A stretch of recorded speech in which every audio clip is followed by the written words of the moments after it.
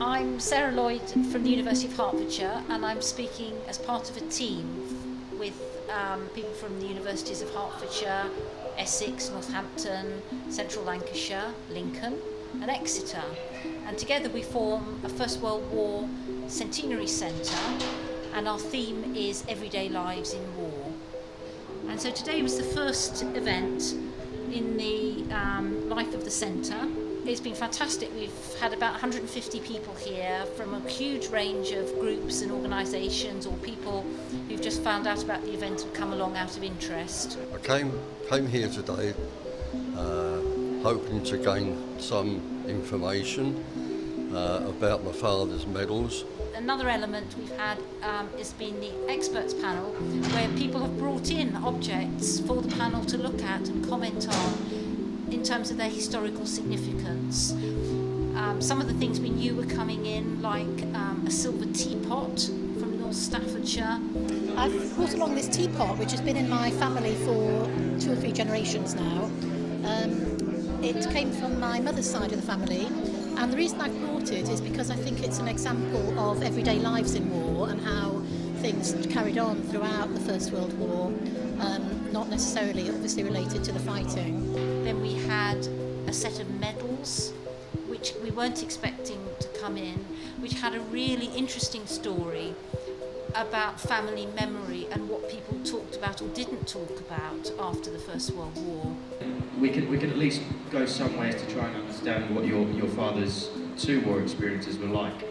And knowing that he was in a line infantry unit, a regular unit at the start of the Boer War, we can suggest he was probably a regular soldier pre-1900. And the fact that he served in the Army Service Corps in the First World War and wasn't awarded the 1914 star, in fact got the 1914-15, might suggest that he was re-enlisted and was perhaps on the reserve. And also the fact that he didn't go back into his original infantry unit might suggest that he was probably getting on a little bit over the sort of typical fighting age at the time. He was in a cavalry regiment, which I knew, but I didn't know what regiment it was, and it turns out to be the Army Service Corps. It has been very helpful, yes, I've learned quite a lot about it, really. It takes time to absorb it and think about it and remember it, and I just have to follow it up. And that was really important for us, because that was a moment at which our academic researcher connected with something he has studied and worked on with somebody sitting in the audience to really share those that knowledge and those experiences and think about what they meant and what the contexts were. One of the things we're offering today is a staging of a play by J.M. Barrie called A Well-Remembered Voice, published in 1918. And today's performance is the first time the play has been shown since 1918, and since then it's basically disappeared from view. So it's quite interesting to see how audiences will respond to it today. Now you tell me some things. About what, Jack? The war? No, we have a fine for speaking about the war. Although, you know those chaps we were fighting against? I forget what they were called. The Germans? Oh, yes, the Germans.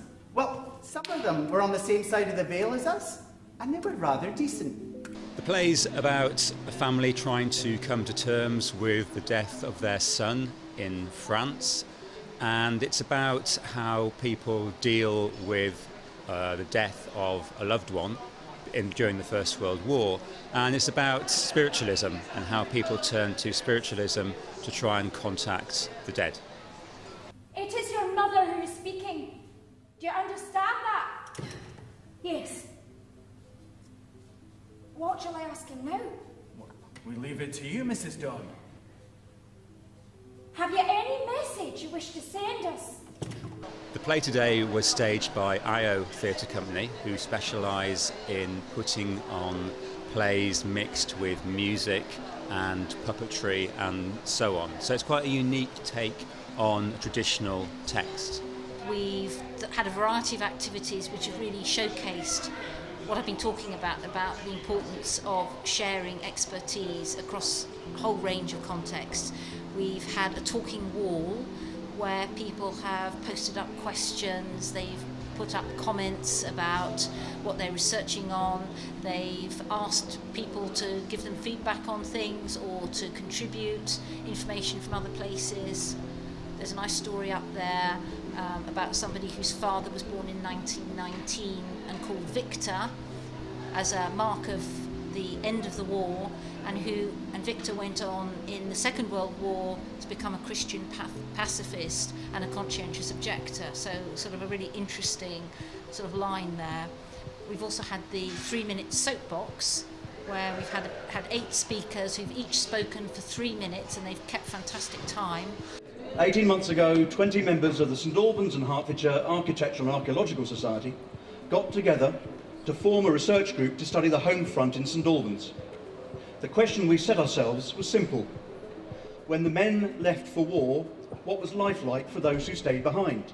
We've had a man dressed in uniform of the period talking about the Enfield rifle. Can easily do 20 shots a minute at aimed shots at 300 yards. So the killing power, the distance it can shoot and the speed vastly increased, which means it's a deadly weapon.